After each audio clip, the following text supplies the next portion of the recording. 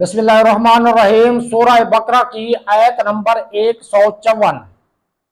وَلَا تَقُولُوا لِمَنْ يُقْتَلُ فِي سَبِيلِ اللَّهِ أَمْوَاتٌ بَلْ أَحْيَاءٌ وَلَٰكِن لَا تَشْعُرُونَ۔ جو اللہ کی راہ میں مارے جائیں انہیں مردہ نہ کہو بلکہ وہ زندہ ہیں، لیکن تمہیں اس کا شعور نہیں۔ وَلَا تَقُولُوا لِمَنْ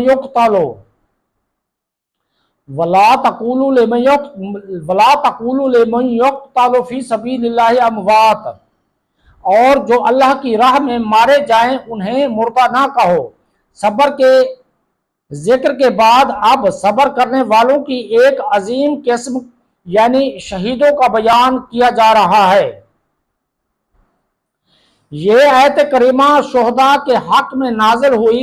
بعض لوگ شہداء کی شہادت پر افسوس کرتے ہوئے کہتے تھے کہ وہ لوگ شہید ہو کر نعمتوں سے محروم ہو گئے۔ تب یہ آیت کریمہ نازل ہوئی جس میں فرمایا گیا کہ انہوں نے فانی زندگی اللہ تعالیٰ کی راہ میں قربان کر کے دائمی زندگی حاصل کی ہے۔ شہداء کے فضائل۔ اس آیت میں شہداء کو مردہ کہنے سے منع کیا گیا ہے۔ نہ زبان سے انہیں مردہ کہنے کی اجازت ہے اور نہ دل میں انہیں مردہ سمجھنے کی اجازت ہے، جیسا کہ ایک اور مقام پر فرمان باری تعالیٰ ہے وَلَا تَحْسَبَنَّ الَّذِينَ قُتِلُوا فِي سَبِيلِ اللَّهِ أَمْوَاتٌ بَلْ أَحْيَاءٌ عِندَ رَبِّهِمْ يُرْزَقُونَ۔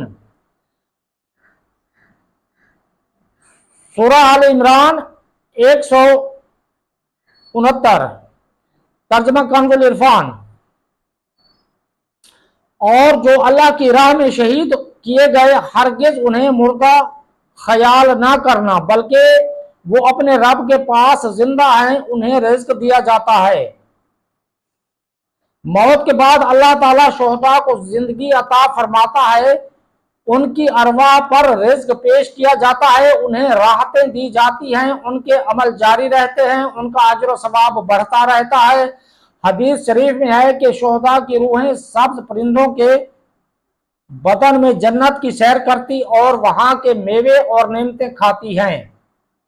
حضرت انس بن مالک رضی اللہ تعالیٰ عنہ سے روایت ہے، نبی کریم صلی اللہ تعالیٰ علیہ وآلہ وسلم نے ارشاد فرمایا، اہل جنت میں سے ایک شخص کو لایا جائے گا تو اللہ تعالیٰ اس سے فرمائے گا، آئے ابن آدم، تو نے اپنی منزل و مقام کو کیسا پایا؟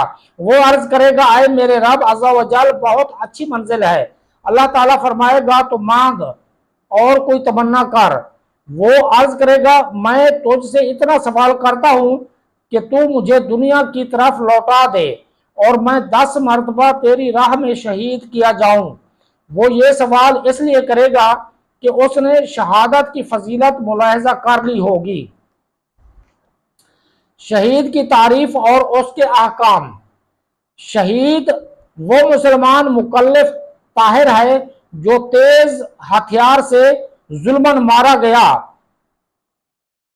اور اس کے قتل سے مال بھی واجب نہ ہوا، یا معرکہ جنگ میں مردہ یا زخمی پایا گیا اور اس نے کچھ آسائش نہ پائی۔ اس پر دنیا میں یہ احکام ہیں کہ نہ اس کو غسل دیا جائے، نہ کفن، اسے اس کے کپڑوں میں ہی رکھا جائے، اسی طرح اس پر نماز پڑھی جائے اور اسی حالت میں دفن کیا جائے۔ بہار شریعت شہید کا بیان۔